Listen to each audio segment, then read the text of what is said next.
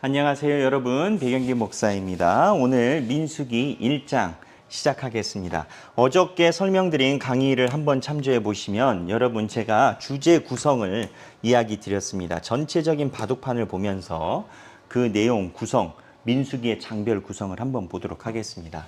먼저 1장에서부터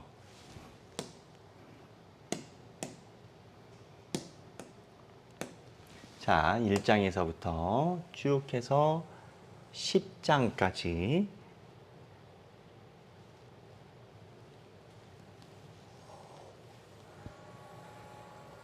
이게 한 덩어리가 있고요. 그 다음에 두 번째 큰 덩어리는 어디일까요? 두 번째 큰 덩어리는 10장에서부터 여기가 조금 겹쳐집니다. 10장에서부터 쭉 가서 25장까지 쭉 이렇게 가서 25장까지 이렇게 큰 덩어리가 하나가 있고요. 그리고 마지막 큰 덩어리는 뭘까요? 마지막 큰 덩어리는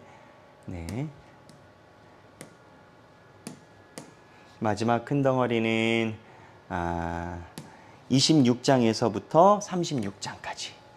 자, 이번에도 여러분 동일하게 이렇게 바둑판을 표시를 하시고 노트에 필기하실 수 있으신 분들은 필기를 하셔서 전체적인 구성을 한번 살펴보시기를 추천해 드립니다.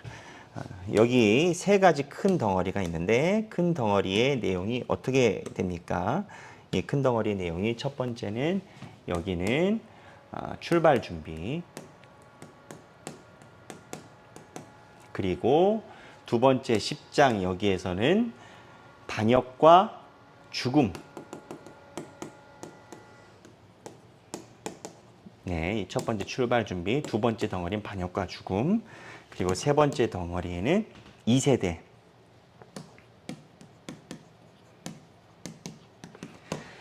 이렇게 민수기의 판 구조가 이렇게 되어 있습니다. 1장에서부터 10장까지는 출발 준비, 11장부터 25장까지, 그 다음에 26장에서부터 세 번째 준비. 자, 1장에서는 오늘 살펴볼 1장에서는 무엇을 하느냐? 병력 조사, 그리고 진군 준비 가 들어가고요. 2장에서는 지파 배치, 지파 배치에 대한 이야기가 나옵니다.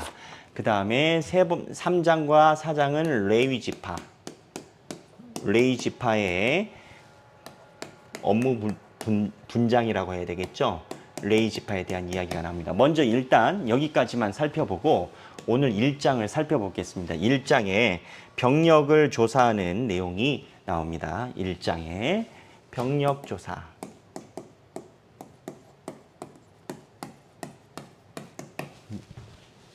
병력을 조사하는 부분이 1장에 나오는데 지금 출발은 여기 시내산에서 출발을 하겠습니다. 보면 자, 1장의 내용에 보면 처음에 인구조사를 명령하십니다. 인구조사 명령을 1절에서부터 4절까지가 되겠고요. 두 번째, 조사를 할 일꾼을 선정하십니다. 그리고 세 번째, 조사에서 제외되는 레위 47에서부터 54절까지 얘기가 나옵니다. 자, 여기 이 내용에 보면은 우리가 인구 조사하고 조사하는 일꾼을 선정하는 것, 그리고 레위가 제외되는 사건을 통해서 우리가 생각해 봐야 되는 내용이 있습니다. 첫 번째는 하나님의 일꾼입니다.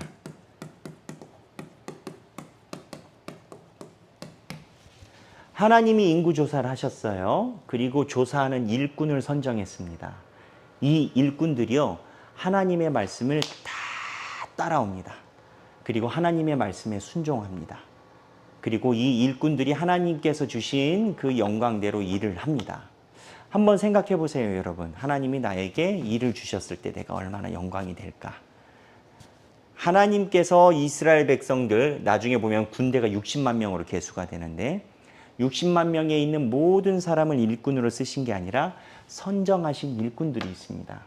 이 일꾼들에 대해서 하나님이 얼마나 영화롭게 해주시냐면 2장에도 나오고요. 7장에도 나오고요. 10장에도 나옵니다. 조사하는 지파별 일꾼들이요.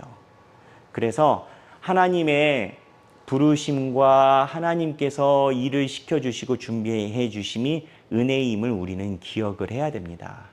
여러분들이 하고 있는 모든 사역과 봉사와 헌신, 내가 맡은 직분은 하나님께서 주신 은혜임을 알아야 됩니다.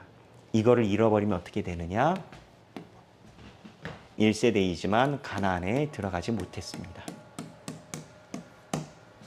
여기에 나오는 일꾼들은 민수기 1장에서는 최소 하나님의 말씀에 순종하고 나아갔습니다. 근데 10장부터 일어나는 사건에 이 일꾼들이 다 동조를 하게 됩니다. 그래서 하나님께서 가나안에 못 들어가게 하셔요. 1장에서부터 10장까지만 보면 참 영화롭고 은혜스러운 순간입니다.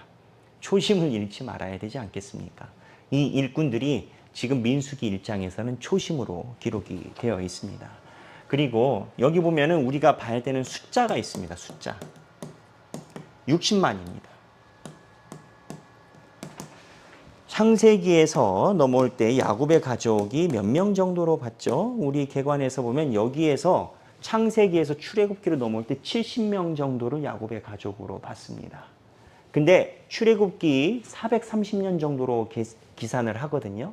430년이 지나고 한 432년 보겠죠. 출애굽기가 2년 써였으니까. 그러면 432년 만에 민수기 여기에서 인구조사를 계산할 때 60만 명입니다. 이게 숫자가 너무 어마어마해서 현대 신학자들은 이게 맞나 그러나라고 생각을 합니다. 근데 전 맞다고 생각합니다.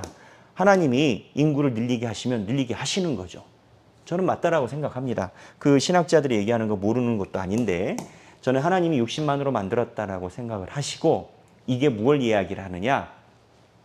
하나님의 약속은 변치 않으신다.